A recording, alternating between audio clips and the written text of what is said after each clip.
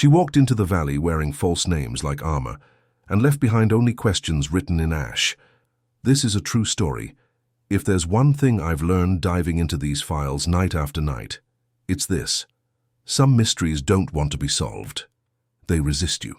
They pull away like smoke through fingers, and every now and then you come across a case so deliberately constructed to remain unsolved that you wonder if the truth was ever meant to exist at all. Tonight, we're opening one of those files. The story of a woman who erased herself so completely that 50 years later, we still don't know her name. We don't know where she came from. We don't even know if she chose to disappear or if someone chose it for her. This is the case of the Isdal Woman. And if stories like this keep you awake at night, if you find yourself drawn to the shadows where the unexplained lives, then subscribe to this channel, because the files I open here don't close easily. They follow you. And I promise you this one will stay with you long after the screen goes dark. Let me take you back to a cold November morning in 1970, to a valley in southwestern Norway known by two names. On the maps it's called Isdalen, which translates simply to Ice Valley. But the locals, they call it something else. They call it Death Valley. Not because of what happened there that autumn, but because of what it had always been. A steep, desolate stretch of wilderness where the rocks are sharp, the fog rolls in thick, and the terrain has claimed more than its share of souls over the years. It's the kind of place you don't wander into by accident. It's the kind of place where, if you're going for a reason. On the morning of November 29th, a man decided to take his two young daughters hiking through that valley. A father's attempt at adventure at showing his children the raw beauty of the Norwegian landscape. They were making their way through the rocks when the smell hit them.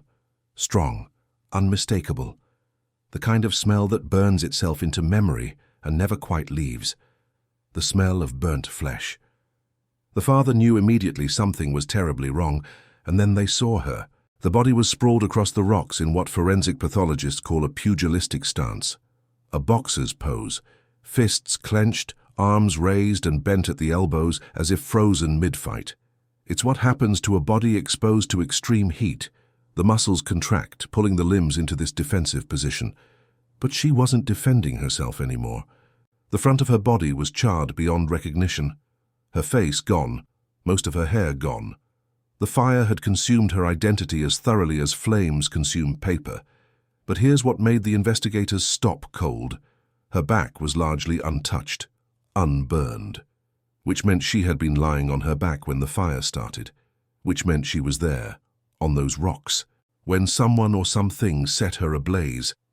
The father pulled his daughters away and contacted the police immediately. Within hours, investigators descended on the valley, and what they found around the body told a story that was somehow even stranger than the death itself. Arranged near her almost ceremonially, according to the officers who documented the scene, was a collection of items. An empty bottle of St. Halvard liqueur, 2 plastic water bottles, a plastic passport holder empty, rubber boots, a woolen jumper, a scarf, nylon stockings, an umbrella, a purse, a matchbox, a watch, 2 earrings, a ring. At first glance, it looked like the belongings of a traveler. But then the investigators looked closer. Every single item had been stripped of its identity. Clothing tags, cut out, manufacturer marks on the bottles scraped off, labels removed with what must have been meticulous, obsessive care. Someone had taken the time to erase every possible trace of where these items came from. And beneath the burned paper scraps surrounding the body, investigators found something else. A fur hat with traces of petrol, gasoline, an accelerant, confirmation that this fire had been deliberately set. The immediate question was obvious. Who was she? But as the investigation would reveal in the days and weeks to come, that question had no simple answer. In fact, it had 8 different answers, and all of them were lies. Before I go further, let me ask you something. If you're watching this right now and you're not subscribed, what are you waiting for? Hit that subscribe button. Because cases like this, cases that pull you into the darkness and make you question everything, that's what we do here at the Midnight File. Every episode is a journey into the unexplained, the unsolved, the stories that refuse to let go. So subscribe, turn on notifications, and stay with me. Because we're just getting started. 3 days after the body was discovered, police received a tip that led them to the Bergen railway station. In the left luggage department, they found 2 suitcases. No one had claimed them, and when investigators opened them, they realized they had belonged to the dead woman. Inside one of the suitcases, hidden carefully in the lining, were 5 100 Deutsche Mark notes, a significant sum of money in 1970, roughly equivalent to $137, which represented considerable purchasing power at the time. But the money was just the beginning.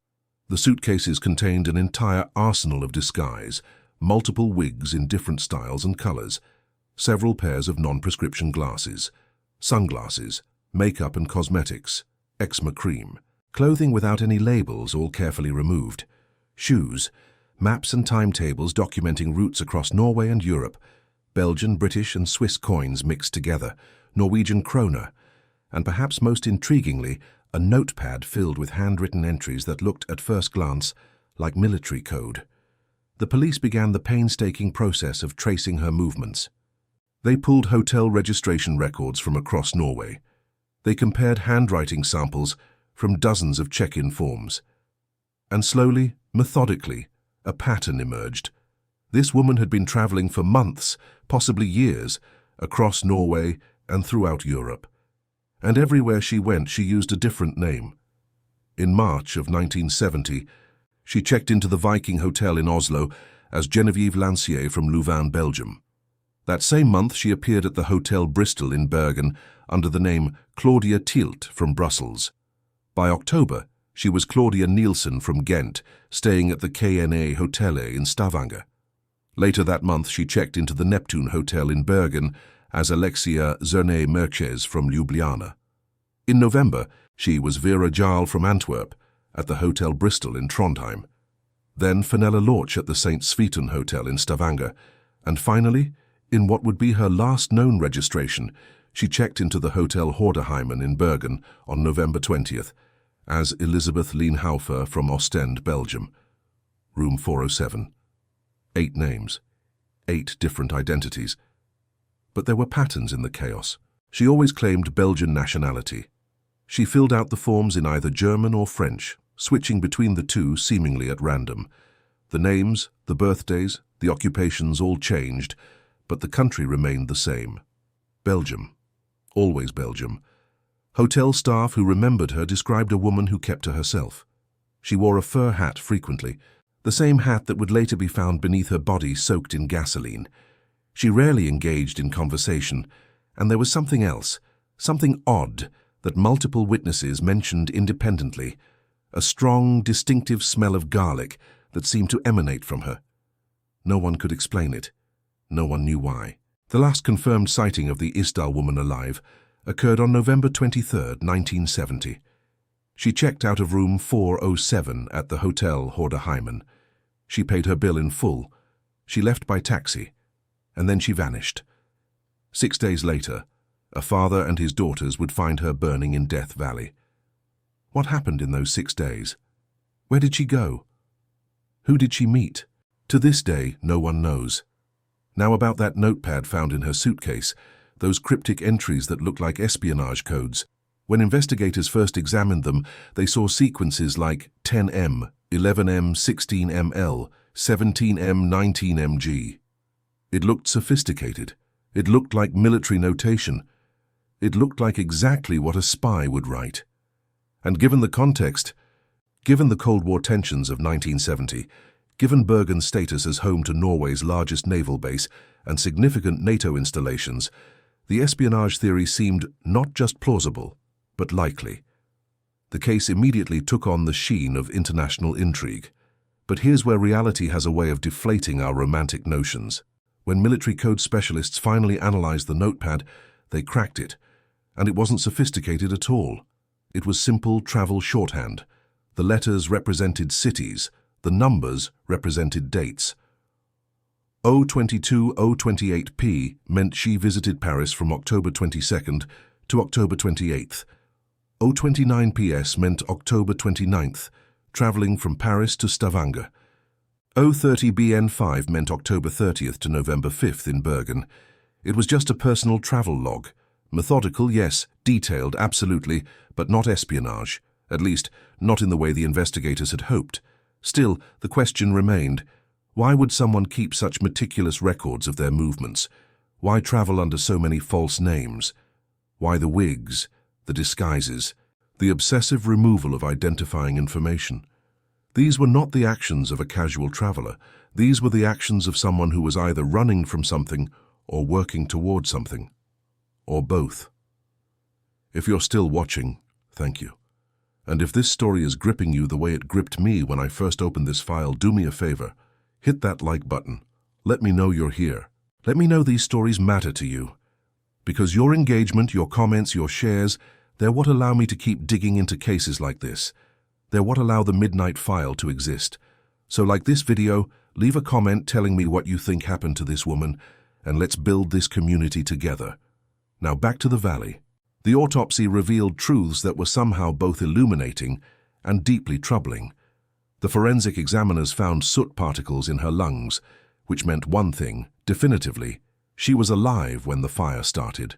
She breathed in the smoke. She died from carbon monoxide poisoning as the flames consumed her. It would have been agonizing, one of the most painful ways a person can leave this world. But there was something else in her system, something that complicated the entire narrative. The toxicology report showed an extraordinarily high quantity of sleeping pills in her blood and stomach contents. Phenomal, a barbiturate.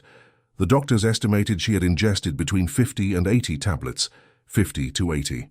That's not a cry for help. That's a death sentence delivered by your own hand. But here's what made it strange. Many of the pills hadn't been fully absorbed into her bloodstream before she died. The fire had taken her before the pills could finish their work.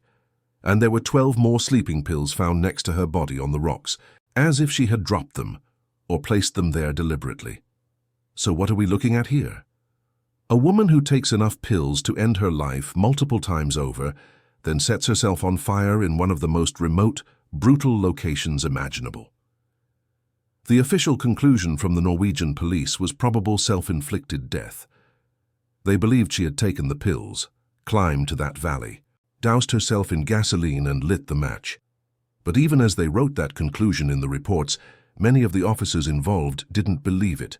Police lawyer Carl Halvor Aas would later recall, "We talked about it in the police, but as far as I remember, very few thought it was self-inflicted. The method was too extreme, the location too deliberate, the circumstances too suspicious." The autopsy revealed other details. An unexplained bruise on the right side of her neck. It could have been from a fall. It could have been from a blow. The examiners couldn't say for certain. She had never been pregnant. She showed no signs of illness. But her teeth told a story of their own. She had extensive gold-filling dental work, far more elaborate than what was typical in Western Europe or the United Kingdom at the time. The dentistry suggested Eastern European origins. Investigators made the decision to remove her jaw for preservation as evidence. That decision, though it sounds macabre, would prove crucial decades later. Despite an extensive investigation in 1970, despite international inquiries and cooperation between police forces across Europe, no missing persons reports matched her description. No one came forward to claim her. No one reported her missing. It was as if she had never existed at all, or as if the people who knew her chose silence over revelation. On February 5, 1971, she was buried in an unmarked grave at Mullendal graveyard in Bergen. They used a zinc coffin, specifically chosen to preserve her remains in case future technology or future witnesses might provide answers. The burial used Catholic rites based on her use of saints' names on hotel check-in forms, and then for decades she was forgotten. Just another cold case in a world full of them. Just another file gathering dust in a basement archive. But some files don't stay closed. Some mysteries refuse to die. In 2016, Bergen police made the decision to reopen the investigation. The decision came partly due to pressure from journalists, particularly an investigative reporter named Marit Higraf from NRK, Norwegian Broadcasting. Higraf had become obsessed with the case, convinced that modern forensic techniques could provide answers that 1970 technology simply couldn't deliver. And she was right. The breakthrough came when investigators discovered that the Isdal woman's jaw, removed during the original autopsy 46 years earlier, had been preserved in a forensic archive at Haukeland University Hospital. It had been sitting in a cellar, stored carefully waiting. They conducted isotope analysis on her teeth, a technique that examines the chemical signatures of elements absorbed during tooth formation. Every region of the world has a unique geological and environmental fingerprint. The water you drink, the food you eat, the air you breathe, all of it leaves traces in your teeth as they develop. It's like a map written in molecules. The results were fascinating. The isotope analysis revealed that the Isdal woman had most likely originated from an area along the French-German border. And more than that, the analysis showed she had migrated westward between childhood and adolescence, possibly around the time of World War II. Think about what that means. Think about the upheaval in Europe during the 1940s, the displacement, the refugees, the chaos of war and its aftermath. Whoever this woman was, she had lived through that period as a young person, moving across borders during one of history's darkest chapters. In 2019, extended DNA profiling confirmed she was of European descent, effectively ruling out theories that she might have been working for Israeli intelligence or other non-European services. But despite these advances, despite the isotope analysis and the DNA profiling and the renewed investigation, her DNA has never produced matches in any European database, which suggests either that her close relatives were never registered in any system, or that records from her country of origin are not accessible to international databases. She remains even now a ghost. Share this video with someone who loves mysteries, someone who stays up too late reading about cold cases and unsolved disappearances. Because stories like this, they need to be told. They need to be remembered. And the more people who know about the Isdal woman, the greater the chance that someone somewhere might recognize something, might remember something, might hold the key that finally unlocks this 50-year-old enigma. So share this video, spread the story, keep her memory alive. Over the past 5 decades, investigators, journalists, and true crime enthusiasts have proposed numerous theories about who the Isdal woman was and what happened to her in that valley. Let me walk you through the main possibilities, because each one reveals something about how we try to make sense of the inexplicable. The first and perhaps most prevalent theory is espionage.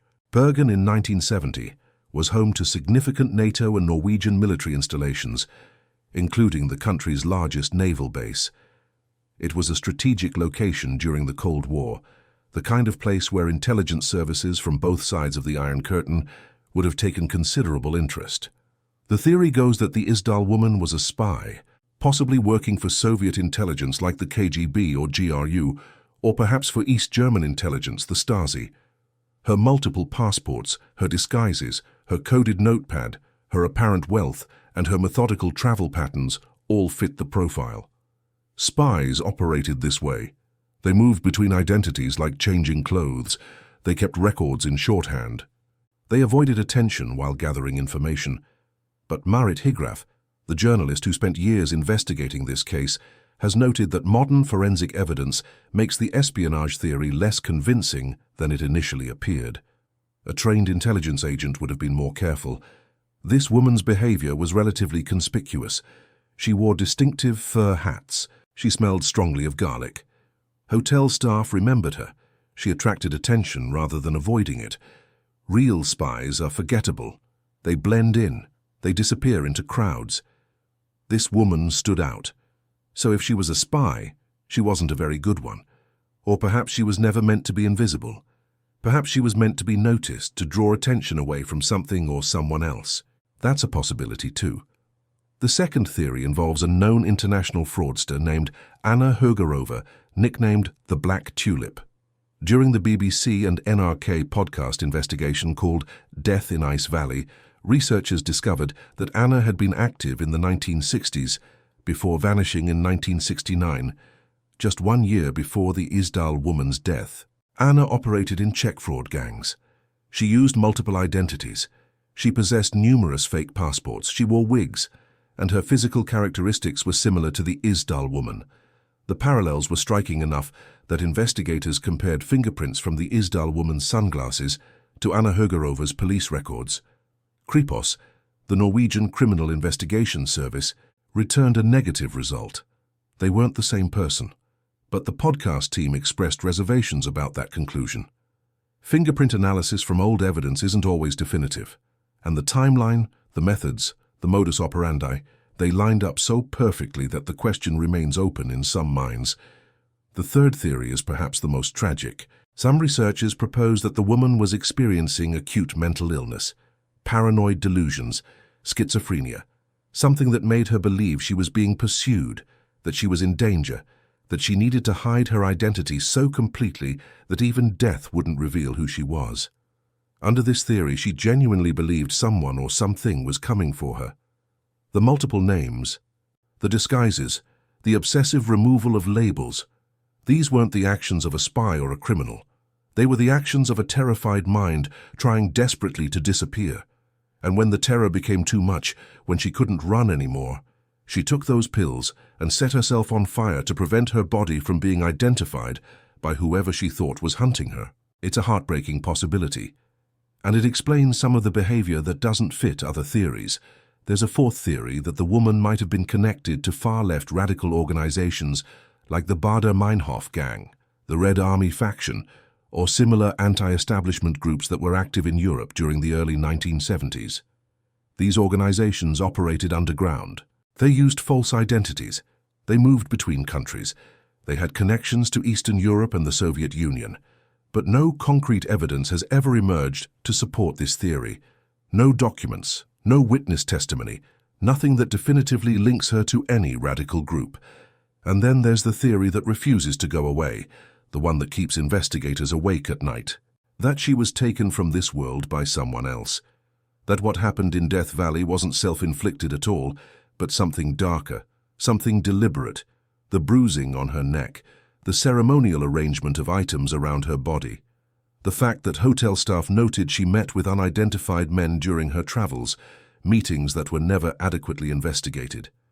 In 2005, a Bergen resident who had been 26 years old in 1970 came forward with a story.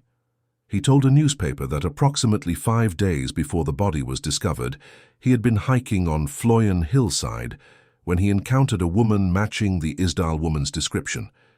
She was dressed in light city clothes, completely inappropriate for hiking. And she was being followed by 2 men in coats, men he described as southern-looking in appearance. He passed the group on the trail.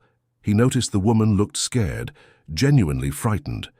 And then he kept walking, never seeing what happened next, never thinking about it again until decades later when he read about the case. This account, this potential sighting, was never properly investigated by the original police. It sits in the file like so many other loose threads, unexplored, unexplained. Which theory is correct? I don't know. And that's the truth of it. After 50 years, after isotope analysis and DNA profiling, and international investigations and podcast series, and countless hours of research, we still don't know. Each theory has evidence supporting it. Each theory has gaps that can't be filled, and maybe that's the point. Maybe some mysteries exist in the spaces between explanations, where certainty dissolves, and all we're left with are questions that echo louder than answers ever could. The most comprehensive modern investigation came through a 2018 podcast series called Death in Ice Valley, produced by BBC World Service and NRK. It featured investigative journalist Marit Heigraf and BBC documentary producer Neil McCarthy. 14 episodes, 2 years of investigation, modern forensic techniques, international journalism resources, and crowdsourcing appeals to listeners across the globe. The podcast succeeded in generating new leads. People from different countries sent in information. The international reach helped disseminate details about the case across European police networks. Old witnesses came forward with memories they'd kept quiet for decades. New connections were made. But despite all of that effort, despite the passion and the resources and the hope that maybe, just maybe, this would be the investigation that finally solved it, the podcast team ultimately could not definitively crack the case. As Heigraf reflected at the end of the series, they had gained a better idea of who the Isdal Woman was, but only marginally. The mystery, it turned out, was more complex than any satisfying conclusion would suggest. It resisted resolution, the way water resists grasping. So why, after all this time, after all these resources, does she remain unidentified? Let me break it down for you. Several factors have contributed to this case's persistence across 5 decades. First, there's the systematic identity erasure. The meticulous removal of all identifying information suggests either profound paranoia or deliberate concealment by someone with significant motivation. Labels cut from clothing, manufacturer marks scraped from bottles, fingerprints rubbed away from objects. This wasn't casual, this wasn't accidental, this was methodical, obsessive, complete, and it worked. It prevented immediate identification in 1970, and it continues to hinder investigations today.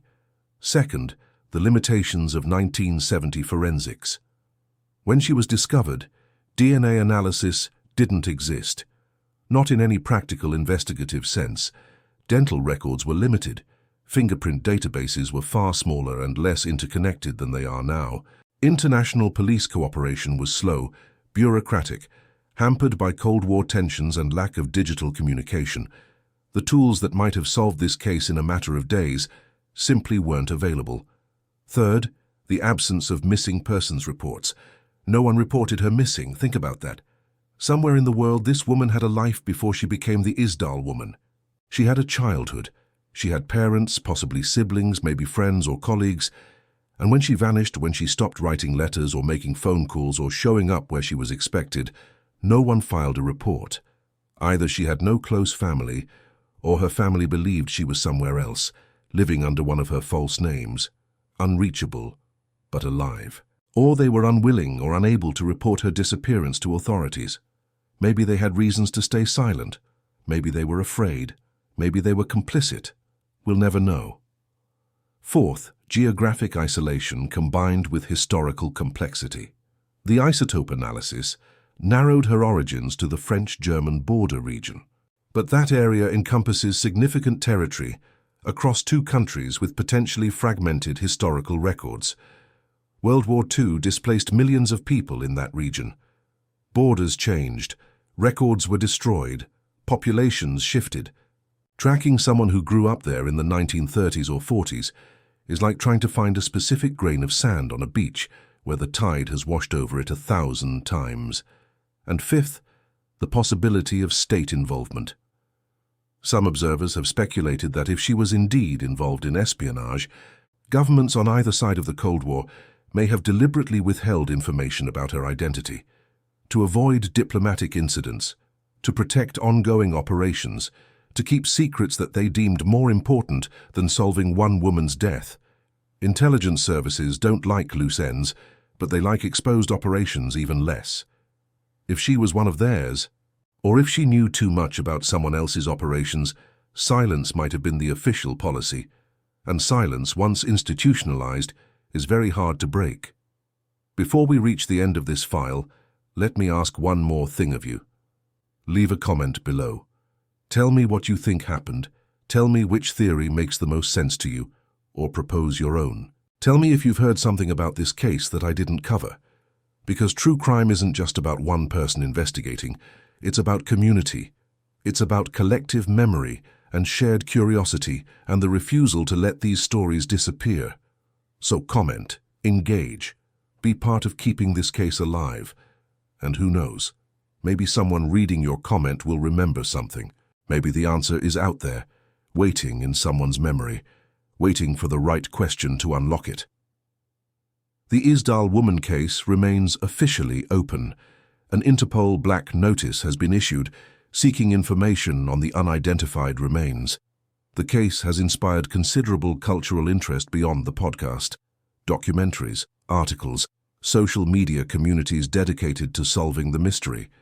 Her body remains preserved in Møllendal Cemetery in Bergen, in that unmarked grave that police chose so carefully to maintain the possibility of future disinterment if new evidence emerges. The zinc coffin keeps her remains intact. The earth holds her gently, and the valley where she died continues to be called Death Valley, though now it carries her story too, woven into its dark reputation. More than 50 years have passed since a father and his daughters found her burning on those rocks. 50 years of questions, 50 years of theories, 50 years of investigators and journalists and ordinary people trying to give her back the name she so deliberately erased. And still the fundamental mysteries persist. Who was she? What brought her to Bergen? Why did she erase her identity so completely? Did she choose to end her life in that remote valley, or was she the victim of something beyond her control? In 2024, the case remains unsolved. It stands as a testament to the mysteries that can persist, even in our era of advanced forensic science, international databases, and digital communication. We live in a time when it seems like everything can be tracked, everything can be traced, everything can be found. But the Isdal Woman proves that wrong.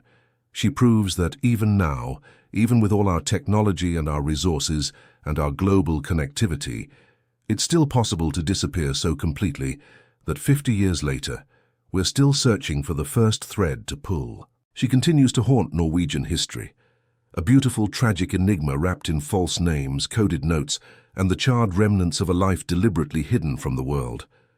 Was she a spy who knew too much? A criminal who ran out of places to hide? A frightened woman escaping demons only she could see? Or a victim of something we haven't even considered yet? Every theory feels simultaneously plausible and insufficient. Every answer raises 3 new questions, and maybe that's her legacy. Not an answer, but a reminder. A reminder that the world still holds secrets, that some people carry mysteries they take to the grave, that not everything can be explained, categorized, solved, and filed away. The Isdal Woman exists in the space between knowing and unknowing, between the documented and the imagined, between the file on the desk and the story in the dark. She walked into that valley carrying the weight of 8 false names. She left behind a body without an identity and questions without answers. 50 years have passed, and she's still walking away from us, disappearing into the fog, refusing to be known. And somewhere in the archives, in the digital databases, in the memories of people who might not even realize what they know, the truth waits, patient, silent, intact. If this story has stayed with you, if you find yourself thinking about her in the quiet moments, if you wonder who she really was beneath all those names and wigs and carefully constructed lies, then you understand why I do this, why I open these files, why I tell these stories. Because every unsolved case is a person who deserves to be remembered, even if we never learn their name. Every mystery is a life that mattered, even if we never understand how it ended. The Isdal Woman deserves to be remembered, and as long as people keep telling her story, as long as investigators keep the file open, as long as someone somewhere refuses to forget, there's hope. Not necessarily hope for answers, but hope that she matters, that her life, whoever she was, meant something, that her death, however it came, won't be erased as thoroughly as she tried to erase her identity. This is Julian Cross, closing another file. But this one doesn't feel closed. This one feels like it's still being written, somewhere beyond our reach. And maybe that's how it should be. Maybe some mysteries aren't meant to be solved. Maybe they're meant to remind us that the world is stranger and deeper and more complex than we like to admit. That certainty is an illusion, that the unknown still has power over us. Even in our digital age of surveillance and data and instant information. But before I close this file completely, let me take you back one more time. Back to the details that still haunt me. Back to the small things that don't quite fit. Because sometimes it's not the big mysteries that keep you awake at night, it's the small ones. The unexplained details that sit at the edges of the story like shadows you can't quite see clearly. That smell of garlic, for instance. Multiple hotel staff members mentioned it independently, a strong, distinctive smell that seemed to emanate from her. Why? Some have theorizated it might have been a medical condition. Others suggest it could have been related to certain medications or even deliberate consumption, for health reasons popular in some European traditions. But no one knows for certain. It's just there, in the witness statements, strange and unexplained. And then there's the eczema cream found in her suitcase. A small detail, but it tells us she had a skin condition, something that bothered her enough to carry treatment wherever she traveled. Did it affect her face, her hands? Was it visible? Could it have been distinctive enough that someone who knew her would recognize her from it? These are the kinds of details that might seem trivial, but in a case where every piece of identity has been stripped away, even a skin condition becomes significant. The watch found near her body. Time had stopped for her, but that watch kept running for a while before the heat damaged it beyond function. What time did it stop? The reports don't specify clearly, and that missing detail feels important somehow. Because if we knew exactly when that watch stopped, we might be able to narrow down when the fire started. We might be able to better understand the timeline of her final hours. Consider also the empty passport holder. Why bring a passport holder if you've removed your passport? Why not discard the holder too? Was it a mistake, an oversight in her otherwise meticulous identity erasure, or did it serve some purpose we haven't understood? Perhaps it was meant to be found. A breadcrumb in a trail that was supposed to lead somewhere but never did. The rubber boots found at the scene have always bothered me too. Death Valley is treacherous terrain, rocky, steep, difficult to navigate, even for experienced hikers. And yet, she went there in the middle of winter, in what would have been cold, potentially wet conditions, wearing or bringing rubber boots. Not hiking boots, rubber boots. The kind you wear in rain, not for climbing through a rocky valley. Was she planning to go somewhere else first? Was she meant to meet someone by water? Did the original plan change? Or did she simply not care about appropriate footwear because she knew she wouldn't be walking back out? The St. Halvard liqueur bottle, empty. St. Halvard is the patron saint of Oslo, and this particular liqueur is distinctly Norwegian. In a collection of items where everything else seemed international, cosmopolitan, carefully chosen to obscure origins, this bottle stands out. Did she drink it for courage? For numbness? Was it a final gesture toward the country where she would die? Or was it simply what was available? Sometimes I think about her sitting on those rocks, drinking Norwegian liqueur under a Norwegian sky, preparing for what would come next. And I wonder what she was thinking. If she was afraid, if she was relieved, if she was alone. That's the thing about this case that gets under your skin. It's not just the big question of who she was, it's all the little questions that surround her like satellites. Every detail spawns 3 more mysteries. Every answer reveals 5 new questions. It's a fractal of unknowing, and the deeper you look, the more complex it becomes. Let's talk about the money for a moment. 500 Deutsche Marks hidden in the lining of her suitcase. That's not pocket change, that's deliberate savings, emergency funds, the kind of money you hide because you might need it quickly, and you don't want anyone else to find it. But she also had coins from multiple countries in her purse. Belgian, British, Swiss, Norwegian. She was liquid. She had access to cash. So why hide that particular sum in Deutsche Marks? Was it payment for something? Was it meant for someone? Was Germany significant to her in a way we haven't understood? The clothing without labels is another detail worth considering more deeply, because removing clothing labels isn't just about obscuring where you bought something. Different countries have different sizing systems, different manufacturing standards, different styles. By removing all the labels, she wasn't just hiding brands. She was hiding any clue about where the clothes came from, what sizing system she used, what market she shopped in. That level of thoroughness suggests either extensive training or profound, methodical paranoia. Either way, it speaks to someone who understood that investigators would look for exactly these kinds of clues. She knew how investigations worked, she knew what police would look for, and she denied them every possible lead.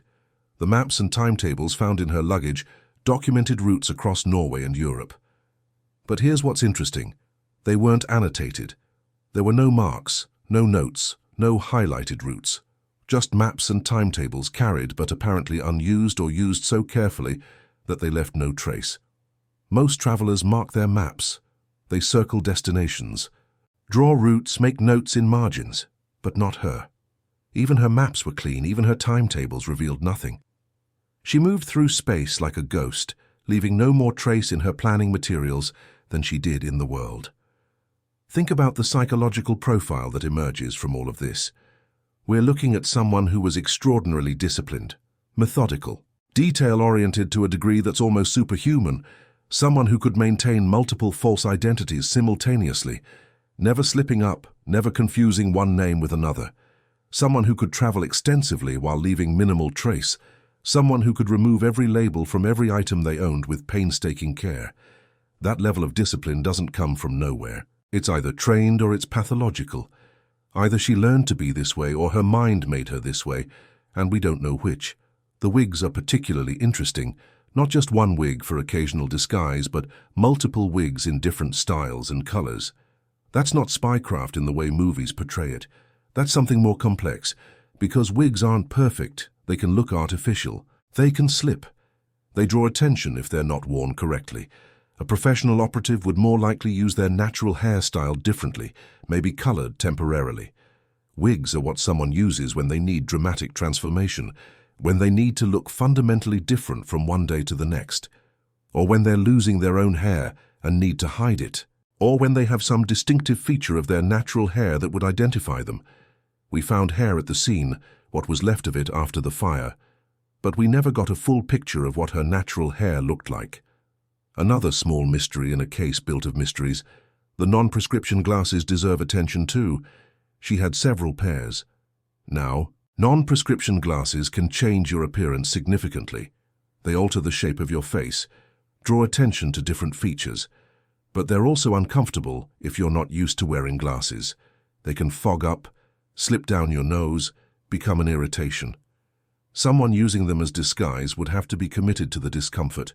Or maybe she actually did need glasses, but carried non-prescription ones as decoys, keeping her real prescription glasses elsewhere. Or maybe the glasses served a different purpose entirely. Maybe they helped her feel invisible, like a costume that let her be someone else. I keep coming back to the hotel staff descriptions. She kept to her room mostly. She was cautious. She seemed on guard. But she didn't avoid human contact entirely. She checked in at reception. She interacted with staff when necessary. She was seen by housekeepers, by desk clerks, by the other guests who mentioned that distinctive garlic smell. If she was trying to be completely invisible, she failed. If she was trying to seem normal while hiding something, she succeeded. But which was she trying to do? And those unidentified men she met with at hotels, who were they? The original investigation didn't pursue this lead aggressively, and that feels like a massive oversight. In a case with so few witnesses and so little information, any human contact becomes significant. Who were these men? Were they the same person meeting her in different cities or different people? Were they professional contacts, romantic encounters, handlers, co-conspirators? We have witness statements that these meetings occurred, but no descriptions detailed enough to build profiles, no names, no follow-up. Just mentions in reports that say she met with unidentified men and then move on to other topics. It's maddening. The sighting 5 days before her body was discovered, the hiker who saw a scared woman being followed by 2 men in coats, that testimony came decades too late to investigate properly. But let's assume it was her. Let's assume that witness was accurate. That means 5 days before she died, she was already in distress.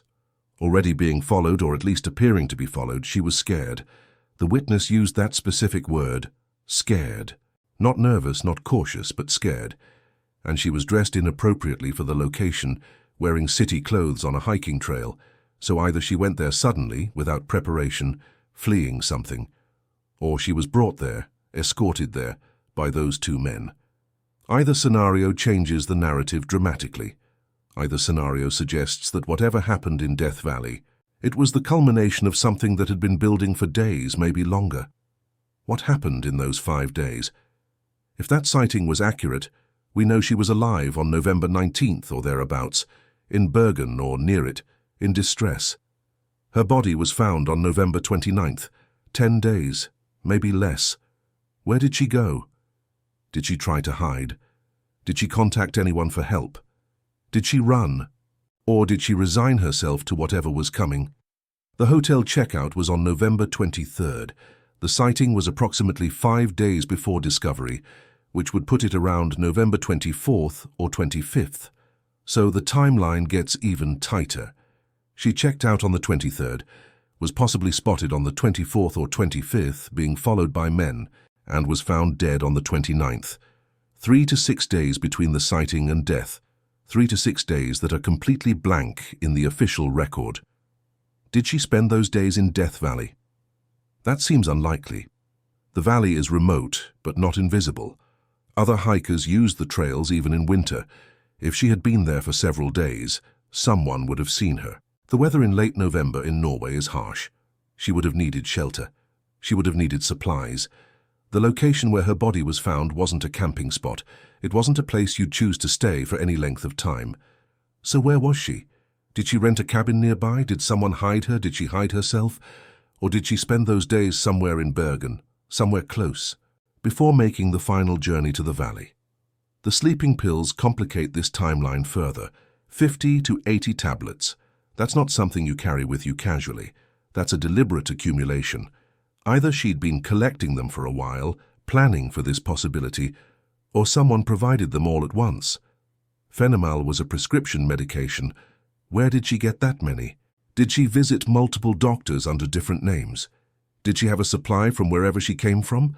Did someone give them to her specifically for this purpose? And if she was planning to end her life, why also use fire? The pills alone would have been sufficient. Barbiturates in that quantity are lethal.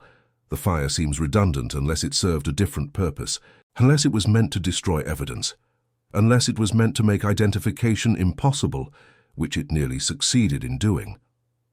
I think about the pugilistic stance her body was found in, that defensive posture. Fists raised like she was fighting something. It's just a physiological response to heat, I know, the muscles contracting, but there's something poetic about it.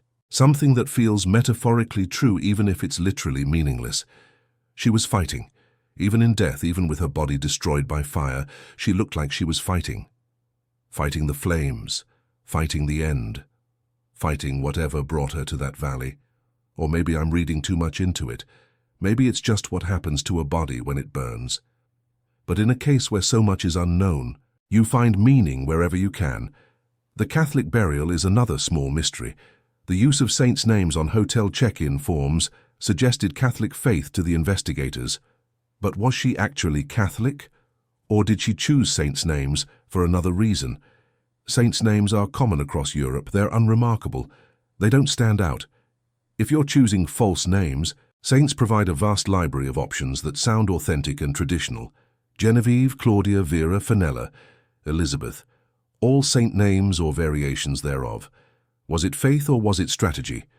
We buried her according to Catholic rites because we assumed faith, but we might have been wrong. We might have given her a burial that meant nothing to her in a tradition she didn't follow. Or maybe it was exactly what she would have wanted. We'll never know. The zinc coffin was a practical choice, chosen to preserve remains for future identification. But there's something almost poetic about it. Zinc doesn't corrode easily. It holds form. It preserves. She's still there in that grave, largely unchanged from how she was laid to rest in 1971. 53 years in the ground, and because of that coffin she's still waiting, still capable of providing answers if the right questions are ever asked, if the right technology is ever developed, if someone someday makes the connection that unlocks her identity. The zinc coffin was meant to preserve evidence, but it's also preserved hope. The hope that this story might still have an ending. I want to talk about Bergen itself for a moment, because location matters in cases like this. Bergen is Norway's second largest city, but it's geographically isolated, surrounded by mountains and fjords, connected to the rest of the country by limited routes. It's a city where strangers stand out, where communities are tight-knit despite the population size. It's also a city with a long history of international trade, of ships coming and going, of people passing through. During the Cold War, its naval base made it strategically significant. It was exactly the kind of place where intelligence services would operate, but it was also exactly the kind of place where a woman traveling alone under false names would be noticed, would be remembered. And she was remembered. Hotel staff from different establishments, separated by months and miles, all remembered her. The fur hat, the garlic smell, the cautious demeanor. She left impressions. She stuck in memories. Whatever she was trying to do, invisibility wasn't working. Death Valley itself has a reputation that predates her death. Isdal, Ice Valley. Known locally as Death Valley because of the difficult terrain, because people had died there before in accidents and misadventures. It's steep, rocky, treacherous. Beautiful in a harsh way, but not welcoming. Not the kind of place you go for a casual walk. If you're going to Death Valley, you're either an experienced hiker who knows what you're doing, or you're going there for a specific purpose. She wasn't an experienced hiker, based on her footwear and clothing. So she was there for a purpose, either her own purpose or someone else's. The valley holds onto its secrets. Even now, even with all the attention the case has brought, even with the true crime tourists who visit the site, the valley feels separate from the world. I've seen photographs. I've studied maps. There's something about the place that resists easy understanding. The way the rocks jut up at odd angles, the way the fog settles into the hollows, the way the light falls strangely on the stone. It's a place that feels removed from normal reality, like a threshold between worlds. And maybe that's why she chose it if she chose it. Maybe that's why someone else chose it if they chose it. Because it's the kind of place where the normal rules don't seem to apply. Where a woman can burn on the rocks and the valley just absorbs it, adds it to its collection of tragedies, and moves on. I think about the father and his daughters who found her. What a thing to encounter on what was probably meant to be a pleasant family hike. The smell would have hit them first. That unmistakable smell of burned flesh that the father reported. And then the sight. A body burned beyond recognition. And those two young daughters, probably 8, 10, 12 years old, seeing something that would mark them forever. I wonder if they still think about it. I wonder if they've followed the case over the years, reading every article, listening to every podcast, hoping for resolution. I wonder if they dream about it, about that morning when their innocent hike became part of a mystery that would last longer than most lifetimes. The items arranged around her body in that ceremonial pattern. The investigators noticed it immediately. It wasn't random. It wasn't just dropped carelessly. Things were placed, positioned, arranged with intention. The empty bottle, the plastic water bottles, the passport holder, the boots, the jumper, the scarf, the stockings, the umbrella, the purse, the matchbox, the watch, the earrings, the ring. Each item tells a tiny story, but together they form a narrative we can't quite read. Were they significant to her? Did each one represent something, mean something, carry some memory or meaning that would die with her? Or were they just the contents of her bags, emptied out methodically before the fire started? The investigators called it ceremonial, and that word matters, because ceremonial suggests ritual, suggests meaning, suggests that what happened in that valley was more than just death. It was performance, it was statement, it was something meant to communicate, even if we don't know what the message was. The 12 sleeping pills found next to her body. Unfallen. Untaken. Did her hand fail at the end? Did she mean to take them and couldn't? Did she drop them by accident? Or did she place them there deliberately, leaving them as evidence, as a clue, as a signature? 12 pills, not 11, not 13. 12. Does that number mean something? Is it significant? Or am I doing what investigators always do in unsolved cases, finding patterns where there are none, seeing meaning in coincidence, because the alternative is accepting that chaos and randomness can destroy a life just as thoroughly as intention? Her face was gone. The fire saw to that. But her back was preserved, which means, theoretically, if she had any distinctive marks on her back, any birthmarks or scars or tattoos, they might still have been visible during the autopsy. The reports don't mention anything like that, which probably means there was nothing to mention. But it's another small detail that feels significant, because her face, the thing that most identifies us, was completely destroyed. But her back, which she would never have seen without a mirror, which even she might not have known well, that survived. There's something almost metaphorical about that. The part of herself she could see was destroyed. The part she couldn't see remained, as if death preserved only what she herself couldn't know. The isotope analysis placing her origins along the French-German border is fascinating, because that region has one of the most complex histories in Europe. Alsace-Lorraine, the border territories that changed hands between France and Germany multiple times, the Saarland, parts of Luxembourg. These were areas where identity itself was contested, where people could be French one decade and German the next, based solely on where the borders were drawn. If she grew up there, particularly around World War II, She would have lived through occupation, liberation, displacement. Her childhood would have been defined by uncertainty, by the fluidity of national identity, by the understanding that who you are depends on who's asking and when they're asking it. Maybe that's where she learned to change names so easily. Maybe that's where she learned that identity is mutable, that papers and documents are just stories we tell about ourselves, and stories can be rewritten. The migration westward between childhood and adolescence suggests movement during or after the war, refugee movement, displaced persons. The chaos of 1945 and the years that followed, when millions of people were trying to get somewhere, anywhere, away from what they'd lost. She would have been young, maybe 8 to 15 years old if we assume she was in her 30s or 40s when she died. Young enough to adapt, young enough to learn new languages, new customs, new ways of being, old enough to remember where she came from, old enough to carry that displacement as a defining experience. You don't forget being uprooted as a child. You don't forget having to flee or relocate or start over. Maybe that early experience taught her that home is temporary, that safety is an illusion, that you keep moving or you die. The DNA confirming European descent rules out some of the more exotic theories: no Israeli intelligence, no Middle Eastern connections, no African or Asian origins. She was European through and through. But Europe is large, Europe is diverse, and in a continent that spent the 20th century tearing itself apart and reassembling in different configurations, being European doesn't narrow things down as much as we'd like.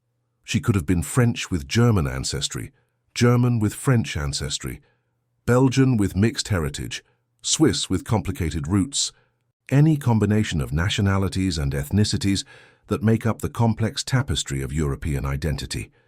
The DNA tells us what she wasn't. It doesn't tell us what she was. The fact that her DNA has never matched in any European database is perhaps the most telling detail of all. Because if she had living relatives, if she had children or siblings, or even distant cousins, and if any of them had submitted DNA to genealogy databases or to police databases, we'd have a match, we'd have a connection, we'd have a starting point, but there's nothing. Which means either her entire family line has avoided DNA testing, which seems statistically unlikely in our current era, or her family is gone. No children, no siblings who survived or who had children, no cousins who've participated in the genealogy boom. She's a dead end genetically, the last of her line, whoever that line was, and that's incredibly sad when you think about it. Not just that she died alone in a valley with no name, but that she died alone in the world with no one to carry her forward, no genetic legacy, no descendants who might someday wonder about this mysterious ancestor who vanished in Norway in 1970. I keep thinking about what Marit Higraff said after years of investigation, a better idea of who the Isdal Woman was, but only marginally. That's the reality of this case. You can investigate for years, you can apply every modern technique, you can interview witnesses and crowdsource information and analyze evidence that's been sitting in archives for half a century. And at the end of all that work, all that effort, all that passion and commitment, you have slightly more information, but fundamentally the same mystery. It's like trying to solve a puzzle when most of the pieces are missing and the ones you have don't quite fit together. You can force them. You can convince yourself you see the picture, but deep down you know you're just guessing. You're building castles from sand and calling them facts. But here's the thing about unsolved cases. Here's what keeps people coming back to them generation after generation. It's not really about solving them, or at least, it's not only about that. It's about bearing witness. It's about refusing to let someone become nothing. She tried to erase herself. Whoever she was, whatever she was doing, she went to enormous lengths to remove every trace of her identity. And yet here we are, 50 years later, still talking about her, still thinking about her, still trying to understand her. In a way, we've defeated her erasure. We've given her a kind of immortality she probably didn't want. She's more remembered, more discussed, more studied now than she ever was in life. The Isdal Woman has become an icon of mystery, a symbol of the unknowable. That wasn't what she intended. So I'm sure. But it's what happened, and there's something beautiful about that, even in the tragedy. She wanted to disappear. We won't let her. Every cold case is ultimately a story about time, about how time reveals some truths and obscures others, about how distance can bring clarity or confusion depending on which details survive the years, about how the past is never really past. It just becomes harder to see clearly. The Isdal Woman's case exists in this strange temporal space. It's old enough that most of the original investigators are gone or retired. Old enough that witnesses have died or forgotten crucial details. Old enough that the world she lived in, the Cold War world of 1970, seems almost incomprehensibly distant to younger investigators. But it's recent enough that physical evidence still exists. Recent enough that some witnesses are still alive. Recent enough that modern forensic techniques can be applied. It's caught between eras, between the age of paper files and the age of digital databases, between the time when you could disappear relatively easily and the time when disappearing is nearly impossible. She lived in the last moment when someone could successfully erase themselves. A decade later, computers would make it harder. 2 decades later, much harder. Now, nearly impossible. She chose her moment well if she chose it, or someone chose it for her. The zinc coffin means she can still be exhumed if new evidence warrants it. If someday, somehow, a lead emerges that requires physical examination of the remains, if new DNA techniques become available that can extract information we can't access now, if someone comes forward with information that needs to be verified against the body, she's waiting there, preserved, ready to provide answers if we ever figure out what questions to ask. That's a kind of hope, I suppose. A grim hope, but hope nonetheless. The case isn't closed because she's still there, still accessible, still capable of revealing secrets if we develop the technology or the insight to unlock them.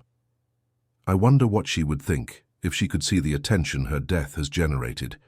The podcast series, the documentaries, the articles, the online communities dedicated to solving her case, the amateur investigators spending hours analyzing details, building theories, connecting dots.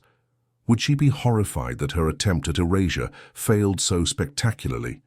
Would she be pleased that someone cares, that her death mattered enough to generate decades of curiosity? Would she be amused by how wrong some of our theories are? Or would she be sad that even in death, even after all her careful preparation, she still couldn't control her own story? That's the ultimate truth about this case, I think. Control. So much of what she did suggests an attempt to control her narrative. The false names gave her control over her identity. The removed labels gave her control over her origins. The wigs and glasses gave her control over her appearance. The coded notepad gave her control over her movements. She was a woman who insisted on controlling every detail of how she presented herself to the world. And then, in Death Valley, that control either ended abruptly or reached its logical conclusion. Either she lost control to someone else, or she exercised ultimate control by choosing the manner and location of her death. Either way, death took the control she'd maintained so carefully in life, and now 50 years later, she has no control over any of it.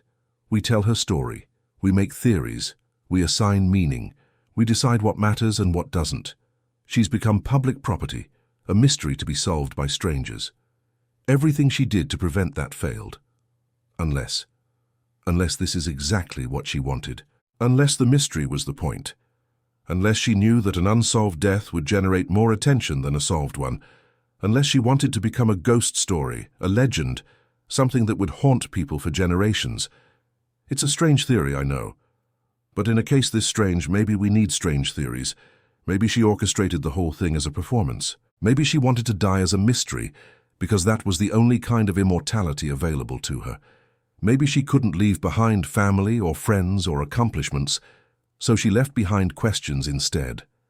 And questions, as this case proves, can echo for a very long time. I don't believe that theory for what it's worth. I think the simpler explanations are more likely true. Either she was running from something and it caught up with her, or she was part of something that went wrong, or she was fighting demons inside her own mind that we'll never fully understand. But the fact that I can construct a theory where her death was performance art says something about how little we know. It says something about how wide open this case remains, how much room there is for interpretation, How little solid ground we have to stand on. Every theory about the Isdal Woman is ultimately just speculation wrapped in plausibility. We don't have facts. We have details that might be facts, and we arrange those details into patterns that might be truth. But might is a dangerous word. Might is where certainty goes to die. If you've watched this far, if you've stayed with me through this entire journey into the mystery of the Isdal Woman, then you're the kind of person who understands why these stories matter. You're the kind of person who doesn't need easy answers, who can sit with uncertainty, who can appreciate a mystery for what it is rather than what we wish it to be. And that's the community I'm building here at the Midnight File. People who understand that not everything can be explained. People who are drawn to the shadows, not because they're comfortable, but because that's where the most interesting stories live. So thank you. Thank you for watching. Thank you for caring about a woman whose name we don't know, whose face we never saw, whose story remains incomplete. Thank you for refusing to let her be forgotten. The next file is already waiting, already calling to me from the archives, already promising new mysteries, new questions, new opportunities to dive into the darkness and see what we find there. And I want you there with me. I want you to subscribe if you haven't already. I want you to hit that notification bell so you never miss an episode, because these stories, they're not just entertainment. They're not just content to consume and forget. They're puzzles that might someday be solved. They're people who deserve to be remembered. They're lessons about the world and human nature and the thin line between the explainable and the unknowable. The Isdal Woman walked into Death Valley in November of 1970, but in a way, she's still walking, still moving through the fog, still just out of reach, still refusing to be known. And as long as people like us keep telling her story, keep asking questions, keep refusing to accept easy answers, she'll keep walking. She'll keep haunting us. She'll keep reminding us that the world is stranger than we like to admit, that mysteries don't always have solutions, that sometimes the unknown is more powerful than any truth could be. This is Julian Cross, closing the file on the Isdal Woman. But as I've said throughout this investigation, this file doesn't feel closed. It feels like it's paused, like it's waiting for something, for someone to remember something crucial, for a new technology to unlock an old secret, for a witness to come forward after years of silence, for the right question to finally be asked in the right way. And until then, she waits in that grave in Bergen. She waits in the archives of police departments and forensic laboratories. She waits in the memories of the people who saw her in those hotels, who passed her on the streets, who checked her in under her false names. She waits in the collective consciousness of true crime enthusiasts and investigators, and ordinary people who've heard her story and can't let it go. Some people don't want to be found, but that doesn't mean we stop looking. It doesn't mean we stop caring.